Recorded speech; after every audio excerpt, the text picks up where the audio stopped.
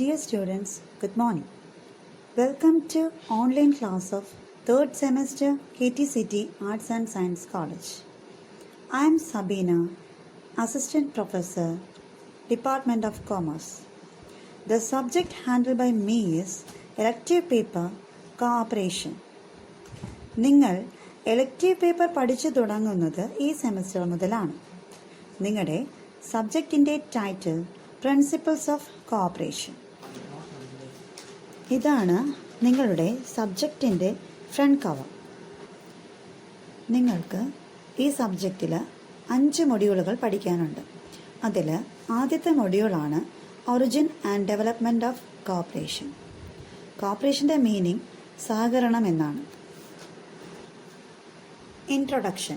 The cooperative sector plays an important role in the socio-economic development of the state, focuses on rural population and their livelihood. They made impressive progress in various segments such as agriculture credit, fertilizer distribution, procurement and distribution of agricultural commodities, dairy, fisheries, handloom, coir, etc. ഓരോ രാജ്യത്തിൻ്റെയും സാമൂഹിക സാമ്പത്തിക വളർച്ചയ്ക്കാണ് സഹകരണ സ്ഥാപനങ്ങൾ ലക്ഷ്യം വയ്ക്കുന്നത്. അതിനായി അവർ focus ചെയ്യുന്നത് ഗ്രാമീണ മേഖലയിലെ ജനങ്ങളെയും അവരുടെ ജീവിതമാർഗങ്ങളുമാണ്.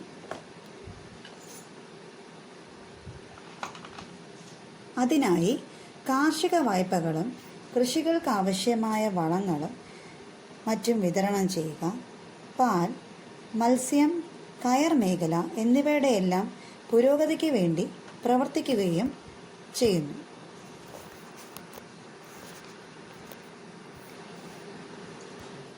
Cooperation is a voluntary association based on equity distribution among members and a mutuality for the promotion of common interest. Corporation എന്നാൽ എന്താണ്? ആളുകൾ സ്വമേധയാൽ ഒരുമിച്ച് കൂടുകയും തുല്യമായ രീതിയിൽ ലാഭത്തെ വീതിക്കുകയും പരസ്പര വിശ്വാസത്തോടും സമത്വത്തോടും അവരുടെ താൽപ്പര്യങ്ങളെ സംരക്ഷിക്കുന്നതിന് വേണ്ടി പ്രവർത്തിക്കുന്നു. In Kerala, cooperatives solve the problems of rural people as well as consumers, producers, workers, etc. for strengthening and protecting against exploitation. കേരളത്തിൽ പാവപ്പെട്ട ജനങ്ങളുടെ പ്രശ്നങ്ങൾ മാത്രമല്ല കോഓപ്പറേറ്റീവ് സ്ഥാപനങ്ങൾ സോൾവ് ചെയ്യുന്നത്.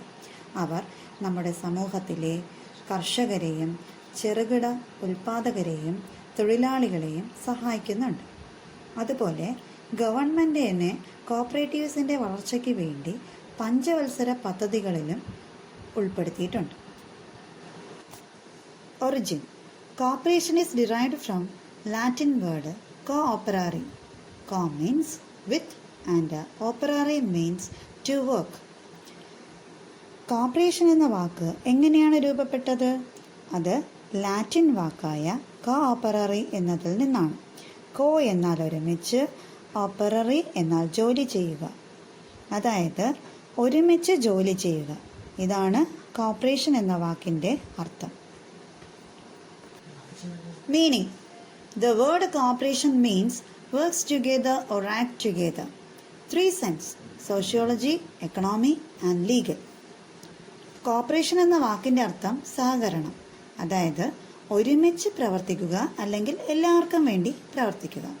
നമുക്കിതിനെ 3 സെൻസിൽ വിശദമാക്കാം.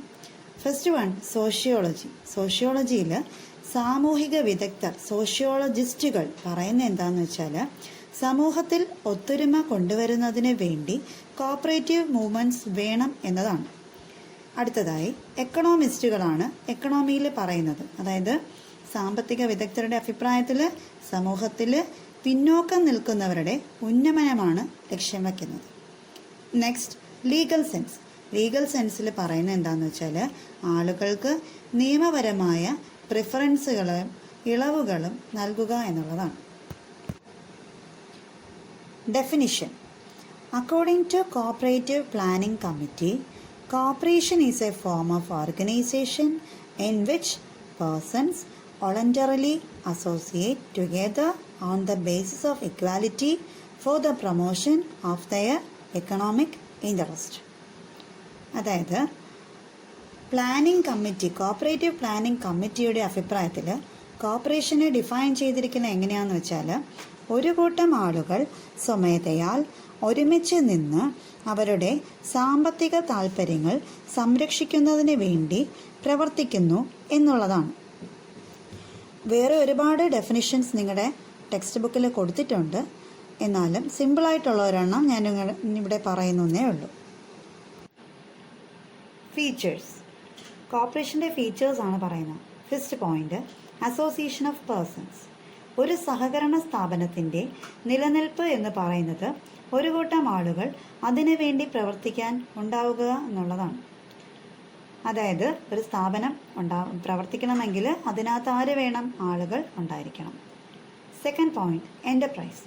സ്വന്തം ചെലവിൽ സ്ഥാപനം നടത്തിക്കൊണ്ട് പോകാൻ കഴിവുള്ള ആളുകളായിരിക്കണം മെമ്പേഴ്സ് എന്ന് പറയുന്നത്. Third one, voluntary association. സ്വമേധയാൽ മെമ്പർഷിപ്പ് എടുക്കുകയോ പിൻവലിക്കുകയോ ചെയ്യുന്നതിനുള്ള അവകാശം മെമ്പേഴ്സിനുള്ളതാണ്. അതായത് ആരുടെയും നിർബന്ധപ്രകാരമല്ലാതെ അവർക്ക് എന്ത് ചെയ്യാം? അവർക്ക് കോപ്പറേറ്റീവ് സ്ഥാപനത്തിൽ അംഗങ്ങളാകാനും അതുപോലെ അത് പിൻവലിക്കാനുമുള്ള അവകാശം അവർക്കുണ്ട്. Next one, service objective. അതായത് ഒരു കോപ്പറേറ്റീവ് സ്ഥാപനത്തിൻ്റെ പ്രധാനപ്പെട്ട ലക്ഷ്യമെന്ന് പറയുന്നത് സേവനമാണ്. സേവനം ചെയ്യുക എന്നുള്ളതാണ് കോപ്പറേറ്റീവ് സ്ഥാപനത്തിൻ്റെ ലക്ഷ്യം. Next, democratic management. ഓരോ അംഗങ്ങൾക്കും ഓരോ വോട്ട് എന്ന തത്വത്തിലാണ് സഹകരണ സ്ഥാപനങ്ങൾ പ്രവർത്തിക്കുന്നത്. അതായത് നമ്മുടെ ജനാധിപത്യ വ്യവസ്ഥ പോലെ അല്ലേ.